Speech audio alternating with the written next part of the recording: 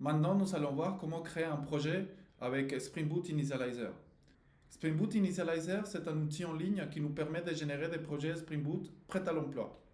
Nous pouvons trouver cet outil en ligne en allant directement sur l'URL start.spring.io sur le navigateur de votre choix ou tout simplement en allant chercher Spring Initializer sur n'importe quel navigateur.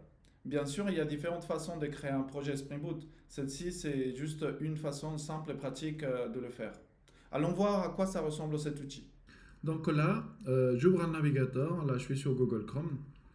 Je vais tout simplement taper Spring Initializer. Il apparaît en première position, donc c'est assez facile à trouver. On va cliquer dessus.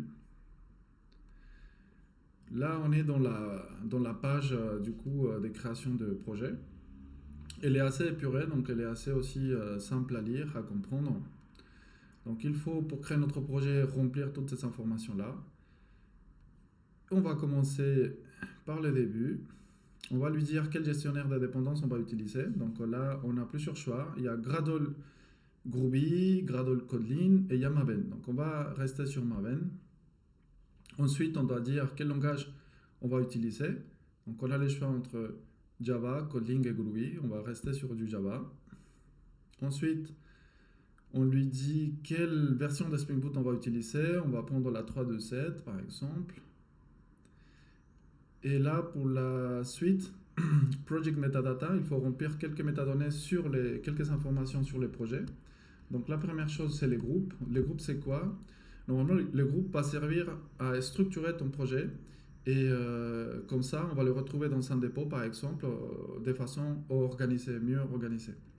Et généralement, ce qu'on fait ici, c'est qu'on met le nom de la société ou le nom de la société suivi du nom d'un produit. Par exemple, là, dans notre cas, supposons que nous avons une société qui s'appelle JobiDate et que nous allons créer un produit qui s'appelle Operis. Operis, c'est le nom du projet qu'on a donné dans notre cas d'étude, donc pour la gestion des tâches, des projets.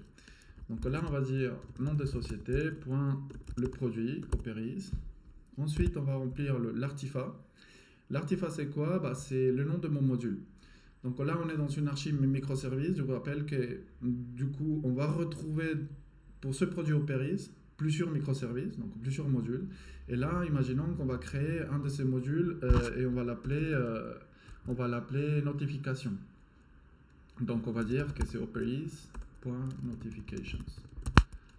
Ou on peut dire tout simplement notifications. Et ensuite, donc là c'est le nom du produit, du module, pardon. Et ici une petite description. Donc on va dire que ça c'est le responsable de l'envoi de notifications aux utilisateurs Operis, par exemple. Ok.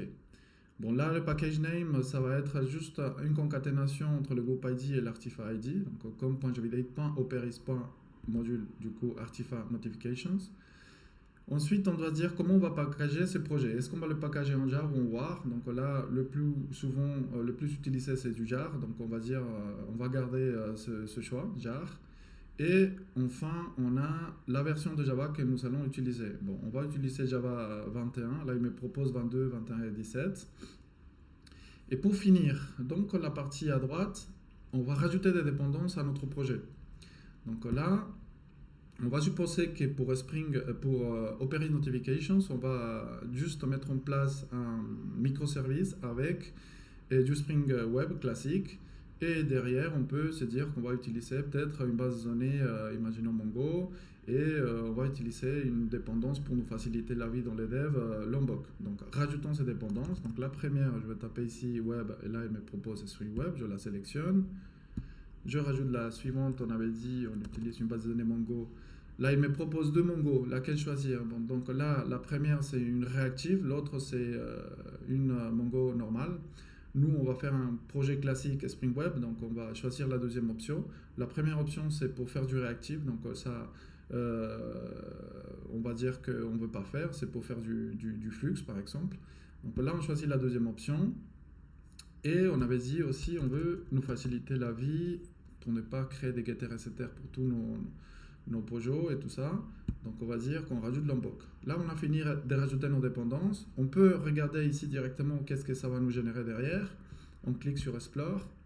Et là, on peut constater que vu que nous, on a choisi un gestionnaire des packages des dépendances Maven, bah, il nous a généré ce fichier pom.xml. Et là, on va retrouver les dépendances que nous avons sélectionnées. Donc, on a dit du Mongo, on a dit c'est un Spring Web classique, et on a du Lombok. Et ça, il l'a rajouté par défaut, c'est pour faire des tests unitaires. Et ensuite, on peut regarder qu'il nous a généré quand même une petite structure de projet avec une classe qui contient la méthode main, du coup, pour lancer l'application. Donc, cette classe, bah, du coup, elle ressemble juste à ça. Il n'y a pas grand-chose ici. C'est une application vide. Hein. Donc là, ce qu'on peut constater aussi, c'est qu'il nous a généré quand même un package. Donc, le package, c'est com.jovidate.operis.notifications. Donc, parce que là, du coup, c'est le groupe IT suivi de l'artifact dans lequel on se trouve, dans le module dans lequel on se trouve, qu'on l'a appelé notifications. Il nous a aussi généré un fichier de conf, application properties. Ce fichier, nous allons voir plus tard, quand on rentrera en matière, qu'il peut porter aussi un nom .yaml, une extension .yaml. Là, il nous génère ça par défaut. Donc là, on voit qu'il y a juste une property qu'il a appelée Spring.applicationName, qui est juste le nom de l'application. Après, il m'a généré des dossiers vides. Bon, là, c'est pour mettre, par exemple, des ressources statiques. Là, c'est pour mettre des templates. Et par l'instant, du coup, ils sont vides, c'est pas grave. Et il nous a généré aussi une petite classe de test. Si on va voir qu'est-ce que c'est, là, on constate qu'il nous a fait juste une classe de test qui nous permet de valider que le contexte Spring il est bien chargé. Donc, si il nous manque un bin ou une config, bah, ce test nous dira qu'il y a un problème. Donc une fois qu'on a dit, bon voilà, c'est bon, je suis satisfait de mon truc, je vais cliquer sur Download. Donc Download, ça va me télécharger mon projet en zip. Donc la suite, c'est quoi? C'est vous allez sur votre explorateur, vous le dézippez et ensuite vous allez ouvrir votre IDE de travail. Donc moi, j'utilise souvent IntelliJ. Et ensuite, vous n'avez qu'à ouvrir ou importer ces projets dans votre IDE et vous pouvez commencer à travailler.